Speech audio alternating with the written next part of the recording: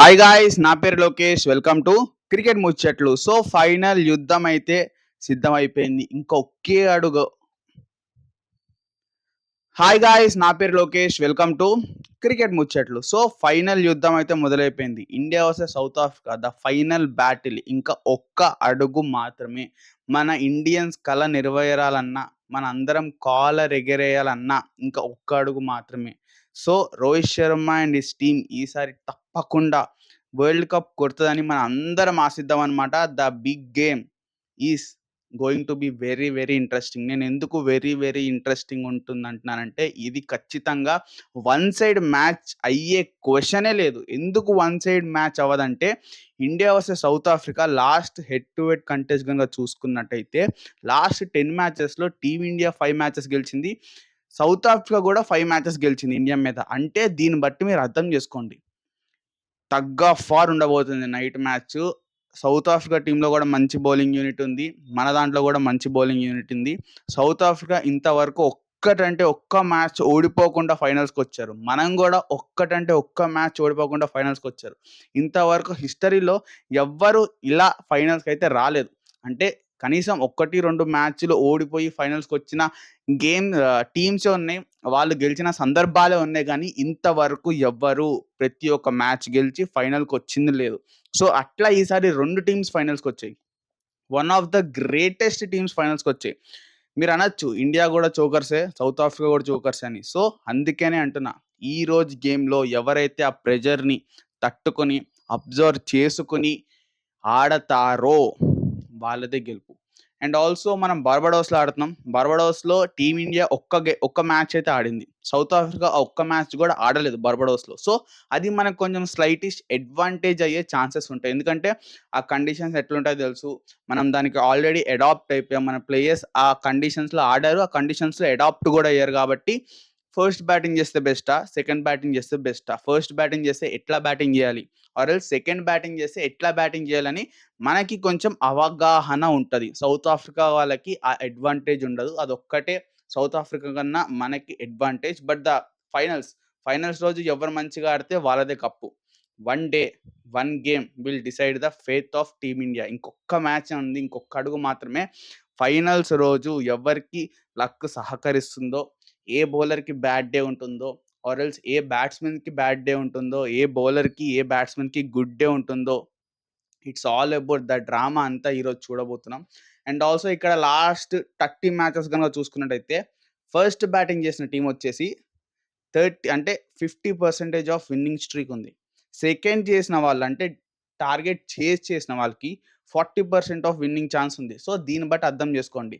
అది maybe night games అవ్వచ్చు. ఎందుకంటే T20 అంటే మోస్ట్ ప్రాబబుల్లీ ఎక్కువ నైట్ గేమ్స్ ఉంటాయి. కాకపోతే మనం డే గేమ్ ఆడుతున్నాం కాబట్టి ఎవరైతే ఫస్ట్ బ్యాటింగ్ చేస్తారో వాళ్ళకి హైలీ అడ్వాంటేజ్ ఉండే ఛాన్సెస్సే వెరీ వెరీ హై అని నేను అనుకుంటున్నాను. ఎందుకంటే డే గేమ్ అంటే మధ్యాహ్నం అవుతది, ఆ పిచ్ అంతా స్లోయిష్ అవుతది. అంటే ఫస్ట్ బ్యాటింగ్ చేయడానికన్నా సెకండ్ బ్యాటింగ్‌కి వచ్చిన వాళ్ళు, అంటే చేజింగ్‌కి వచ్చిన వాళ్ళకి ఆ పిచ్ ఇంకా స్లో డౌన్ అవుతా వస్తది. స్పిన్నర్స్ అటాక్‌లోకి వస్తారు. So it's a different ball game. Day గేమ్‌లో ఆడే మ్యాచెస్ అంతా డిఫరెంట్‌గా ఉండబోతున్నాయన్నమాట. నైట్ మ్యాచెస్ అంటే వేరు, డ్యూ పడతది, అదంతా వేరుంటది. కాకపోతే డే మ్యాచ్ అనేది చాలా వేరుండబోతుంది. సో సౌత్ ఆఫ్రికా వీక్‌నెస్ ఏంటి, స్ట్రెంగ్త్ ఏంటి, టీమిండియా వీక్‌నెస్ ఏంటి, స్ట్రెంగ్త్ ఏంటి, సో వాటన్నిటి గురించి కూడా మనం మాట్లాడుకుందాం. ముందుగా సౌత్ ఆఫ్రికా గనుక చూసుకున్నట్టయితే, టీమిండియా ఎంత మంచి బౌలింగ్ యూనిట్ ఉందో, సౌత్ ఆఫ్రికా దగ్గర కూడా అట్లాంటి ఎక్స్ట్రార్డినరీ బౌలర్స్ అయితే ఉన్నారు. మీరు చూసుకున్నట్టయితే శంషి ఏ విధంగా పెర్ఫార్మ్ చేస్తున్నాడో మనందరికి తెలుసు. శంషికి సపోర్ట్‌గా కేశవ్ మహారాజ్, అతను కూడా చాలా సూపర్‌గా పెర్ఫార్మ్ చేస్తున్నారు. ఇంకా బౌలింగ్‌లో చూసుకున్నట్టయితే Rabada and also Nokia. And also రీసెంట్‌గా వీళ్ళు నలుగురైతే వేరే లెవెల్ ఫామ్‌లో ఉన్నారు. అండ్ ఆల్సో జెన్సన్ కూడా ఫామ్‌లోకి వచ్చాడు ఆఫ్ఘనిస్తాన్ మీద. సో మనం గుర్తుపెట్టుకోవాల్సింది ఏంటంటే, Marco Jansen versus team India openers batting ఎలా ఉండబోతుంది, మార్కో జెన్సన్‌ని ఎట్లా కౌంటర్ అటాక్ చేస్తారు, ఆర్ ఎల్స్ వికెట్లు సమర్పించుకుంటారా అనేది కూడా బిగ్గెస్ట్ కన్సర్న్ అయితే ఉంది. సో సౌత్ ఆఫ్రికా బ్యాటింగ్‌లో ఎవరు అంత స్ట్రెంగ్త్, ఎవరు ఫామ్‌లో ఉన్నారంటే, సౌత్ ఆఫ్రికా బ్యాటింగ్ గనుక ఓవరాల్‌గా చూసుకున్నట్టయితే డికాక్ మంచి ఫామ్‌లో ఉన్నాడు. మిల్లర్ మంచి ఫామ్‌లో ఉన్నాడు. స్టబ్స్ మంచి ఫామ్‌లో ఉన్నాడు. వీళ్ళ ముగ్గురైతే కన్సిస్టెంట్‌గా పెర్ఫార్మ్ చేసుకుంటూ వస్తున్నాడు.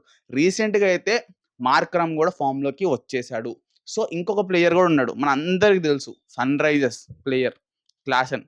క్లాసెన్ అనేవాడు చాంపియన్ బ్యాట్స్‌మెన్. అతను ఫామ్‌లో ఉన్నా, ఉండకపోయినా, గ్రేట్ టచ్‌లో ఉన్నా, ఉండకపోయినా కూడా క్లాసెన్ అనేవాడు ఎప్పటికైనా డేంజరే. సో, మనం ఏం జేయాలంటే ఫస్ట్ డికాక్ వికెట్‌ని గనక తీయగలిగితే వాళ్ళకి ప్రెషర్ స్టార్ట్ అవుతది. ఎందుకంటే డికాక్‌కి టీమిండియా మీద చాలా చాలా మంచి రికార్డ్ ఉంది. సౌత్ ఆఫ్రికాలో ఎవరికైనా బ్యాట్స్‌మెన్‌కి ఇండియా మీద మంచి రికార్డ్ ఉందంటే అది డికాక్ మాత్రమే. సో, మనం ఫస్ట్ గనక డికాక్ వికెట్ తీయగలిగితే వాళ్ళు ప్రెషర్‌లోకి పడతారు. సో, ఆ ప్రెషర్‌ని మనం యూజ్ చేసుకొని వాళ్ళ బ్యాటింగ్ యూనిట్‌ని గనక కొలాప్స్ చేస్తే ద గేమ్ ఈస్ ఫినిష్. ఎందుకంటే వాళ్ళకి తెలుసు. అంటే వాళ్ళు ఫస్ట్ టైమ్ ఫైనల్స్‌కొచ్చారు. మనం చాలా సార్లు ఫైనల్స్‌కొచ్చాం, సెమీ ఫైనల్స్‌కొచ్చాం. ఆ ప్రెషర్‌ని అబ్జర్వ్ చేసుకునే కెపాసిటీ, ఎక్స్‌పీరియన్స్ అంతా మన ప్లేయర్స్‌లో ఉంది. మన ప్లేయర్స్ అంటే మన టీమ్ ఇండియా అందరూ చాంపియన్ సైడ్ అనమాట. అంటే వాళ్ళు అరుచుకుంటే గేమ్ అంతా వన్ సైడ్ లాగగలిగే ప్లేయర్స్ ఉన్నారు. సో, వాళ్ళని చోకర్స్ అనే వాళ్ళు గూడా ఉన్నారు. South Africa is meant for chokers. వాళ్ళు ప్రెషర్‌ని హ్యాండిల్ చేయలేరని అందరూ అనుకుంటున్నారు. మేబీ ఈరోజు గేమ్‌లో అదేమన్నా మారుతుందా? ప్రెషర్‌ని కరెక్ట్‌గా హ్యాండిల్ చేస్తారా లేదా అనేది చూడాలి. సో, మనకి first Marco Jansen versus openers.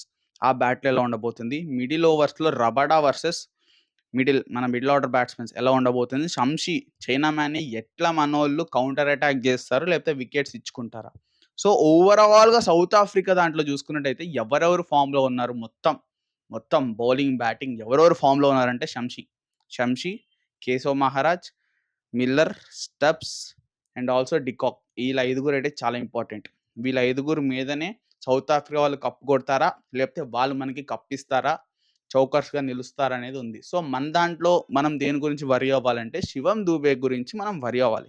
కంపల్సరీగా మనం శివం దూబే గురించి అయితే వరీ అవ్వాలి. ఎందుకంటే శివం దూబే లాంటి ఇన్నింగ్స్ అయితే ఆడడం లేదు. బట్ ఫైనల్‌లో రిస్క్ తీసుకుంటాడంటే రోహిత్ శర్మ నేను నమ్మను. సో, లెట్స్ హోప్ ఈ మ్యాచ్‌లో అన్న శివం దూబే మనందరిని రాంగ్‌గా ప్రూవ్ చేసి టీమిండియాకి సూపర్‌గా ఆడేసి కప్పు తెస్తాడు అని మనందరం ఆశిద్దాం.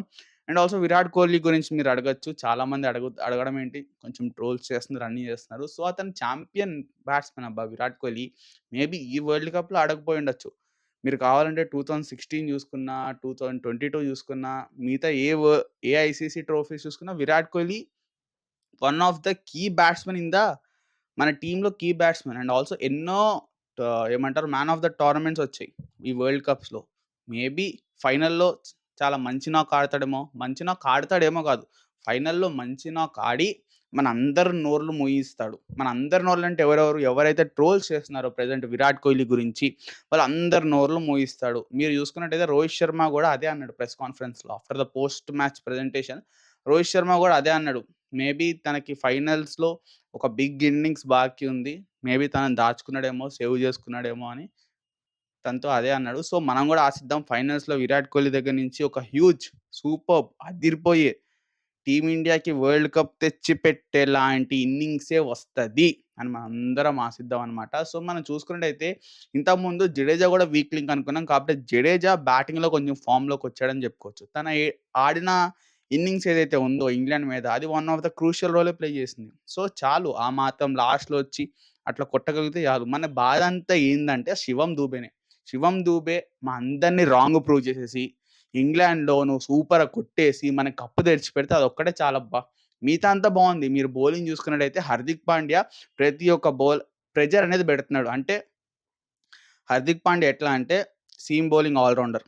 బూమ్రా, హర్షదీప్ ఏ విధంగా ప్రెషర్ పెడుతున్నాడో హార్దిక్ పాండ్యా కూడా బ్యాట్స్‌మెన్స్ మీద అంతే ప్రెషర్ పెడుతున్నాడు. మీరు స్పిన్నర్స్‌లో చూసుకున్నట్టయితే అక్షర్ పటేల్, కుల్దీప్ యాదవ్ ఏ విధంగా ప్రెషర్ పెడుతున్నారో హార్దిక్ పాండ్యా కూడా ఎవ్వరికీ ఇటు సీమ్ బౌలర్స్‌కి అండ్ ఆల్సో ఇటు స్పిన్నర్స్‌కి ఎ ఎలా ప్రెషర్ పెడుతున్నాడో హార్దిక్ పాండ్యా తనదైన స్టైల్‌లో తన ప్రెషర్ పెడుతున్నాడు. వికెట్స్ కూడా తీస్తున్నాడు. అది మనకి గుడ్ అడ్వాంటేజ్. జడేజా కొంచెం స్లైటిష్ ఈసారి అంత ఫామ్‌లో లేడు జడేజా. బట్ పర్లేదు. జడేజా గురించి మనందరికి తెలుసు. తనదైన రోజు మ్యాచ్‌నంతా వన్ సైడ్ తీసుకొని జేబులో పెట్టుకునే రకం అది జడేజా మనందరికి తెలుసు. సో, చూద్దాం. నాకైతే టీమిండియా కంపల్సరీ వరల్డ్ కప్ తెచ్చి మనం నైట్ ఇట్లా కాలర్ ఎగరేసుకునేలాగా చేస్తది అని మనందరం ఆశిద్దాం. రోహిత్ శర్మ ముందుండి నడిపిస్తాడని కూడా మనం ఆశిద్దాం. నేనేమంటున్నానంటే బిగ్ గేమ్స్‌లో బిగ్ ప్లేయర్సే పెర్ఫార్మ్ జేయాలి. అది మనకి మిస్ అవుతా వచ్చింది. లాస్ట్ ఫ్యూ ఐసీసీ టోర్నమెంట్స్ దగ్గర నుంచి బిగ్ గేమ్స్‌లో బిగ్ ప్లేయర్స్ పెర్ఫార్మ్ చేయలేదు. కాకపోతే ఈసారి అట్లా కాదు. సెమీఫైనల్స్‌లో చూసుకోండి, ఫైనల్స్‌లో చూసుకోండి. సూర్యకుమార్ యాదవ్ పెర్ఫార్మ్ చేశాడు. రోహిత్ శర్మ పెర్ఫార్మ్ చేశాడు. హార్దిక్ పాండ్యా పెర్ఫార్మ్ చేశాడు. ఇట్లా ఈ విధంగా వీళ్ళు ఎట్లయితే పెర్ఫార్మ్ చేస్తున్నాడో ప్రతిసారి అట్లా పెర్ఫార్మ్ చెయ్యట్లే ఆళ్ళు. ఆ ప్రెషర్‌ని అబ్జార్బ్ చేసుకోవట్లే ఆళ్ళు. కాకపోతే ఈసారి దెబ్బ తిన్నారు. అంతా ఓడిపోయి వచ్చారు. 2019 ఓడిపోయారు. అండ్ ఆల్సో డబ్ల్యూటీసీ ఫైనల్స్ ఓడిపోయారు. 2023 వరల్డ్ కప్ ఓడిపోయారు. అవన్నీ నేర్చుకుని, ఆ ప్రెషర్‌ని అబ్జర్వ్ చేసుకొని, మనకి కప్పు తెచ్చిపెడతారు. ఎప్పటిలాగానే చోకర్స్ లాగా సౌత్ ఆఫ్రికా వాళ్ళు నిలిచిపోతారు. మనందరం కాలర్ ఎగరేసుకునే రోజు అతి ఫ్యూ హవర్స్‌లో రాబోతుందని నేనైతే అనుకుంటున్నాను. So, all the best to team India. Cup తెచ్చిపెట్టేయండి. మనందరం ఊపేద్దాం. సో, మనందరం కలిసి ఆల్ ది బెస్ట్ చెప్దాం. సో, మ్యాచ్ అయిన తర్వాత నేనైతే లైవ్‌కొద్దాం అనుకుంటున్నాను. సో, మీరు గూడా లైవ్‌కొచ్చి జాయిన్ అవ్వండి. అక్కడ మనం క్రికెట్ ముచ్చట్లు పెట్టుకుందాం. ఇండియా వర్సెస్ సౌత్ ఆఫ్రికా ఎట్లా జరిగింది? అసలు ఏంది కథ? మన ఇండియా అసల కథ ఏంది? మొత్తం అంతా మాట్లాడుకుందాం. మ్యాచ్ తర్వాత లైవ్‌లోకైతే వస్తాను. ఇంట్రెస్ట్ ఉన్న వాళ్ళు అందరూ లైవ్‌లోకి రండి. నన్ను ఎంకరేజ్ చేయండి. క్రికెట్ ముచ్చట్లు అనే ఛానల్ అంతా మనదే. సో, ఈ వీడియో గనుక మీకు నచ్చినట్టయితే మన ఛానల్‌ని ఫాలో చేసేయండి. మీలాంటి, నాలాంటి, మనలాంటి క్రికెట్ లవర్స్ గురించే ఈ క్రికెట్ ముచ్చట్లు channel. Thank you for watching. By.